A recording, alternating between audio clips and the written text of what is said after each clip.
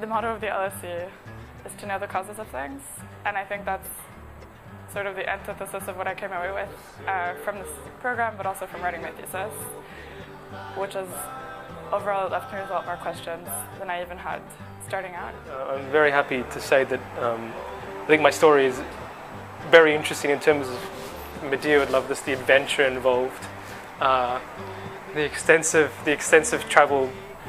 As we're having all these books about 1914 now, I mean, the celebration of 100 years of the end of World War I is going to come up as well, and then we're going to think about how peace was organized in 1919 again.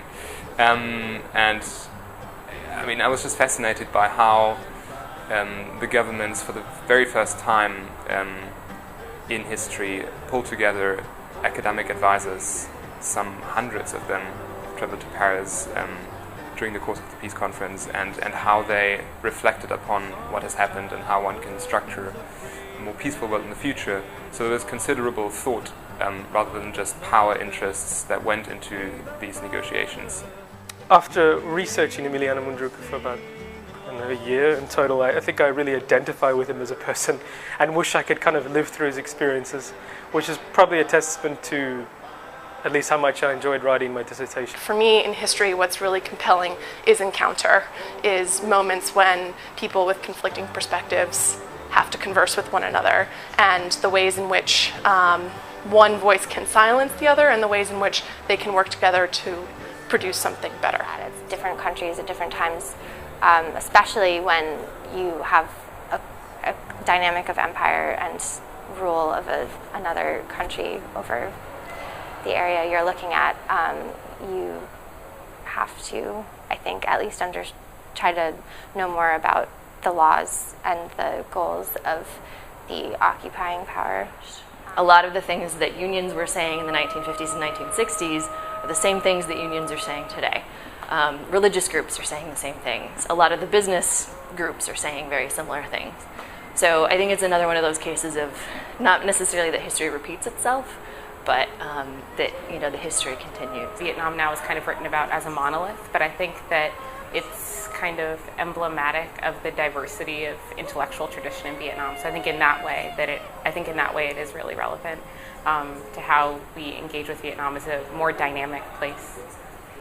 People have focused on slavery and white government history in general, but no one has really looked at free peoples of color, and they were important because, one, they were free, and also because they occupied important political and military positions that slaves could not. But they also fought for the rights of slaves. To acknowledge and locate the fluidity of people, of networks, of movements and organizations, to really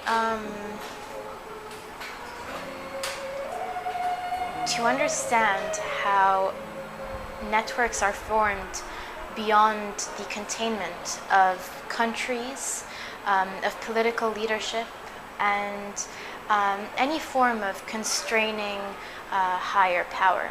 Because people function as collectives in many ways, and not just in political ways. You have social, you have cultural, you have artistic. The visual aspect of it, I think that's also really important because, I mean, even more than in the 1950s and the 1960s, we are a visual society. We are bombarded every day by visuals in the forms of ads, TV, movies, whatever it might be. So I think understanding how images can be powerful and how they can, shape opinions and even potentially impact politics is really important. I was very inspired by something that Professor Adam McEwen told me. He wrote it as a response to my paper, and he said, the world as we experience it today and the differences that we experience are constructions. And these constructions have international implications, like, for instance, borders or passports. And we rarely question these things, yet we operate in this world with all these constructed differences. So what good international history must do is to really question the constructs of difference in that framework, and to, instead of homogenizing, of which we are sometimes accused, it needs to be very, very specific about how international systems and the systems of difference that we experience every day came about. And that was my guideline throughout my dissertation. And so you learn the only way to go is through the roof.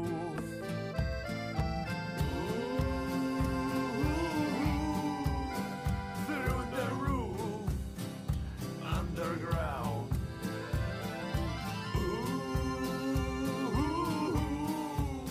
Through the roof, underground.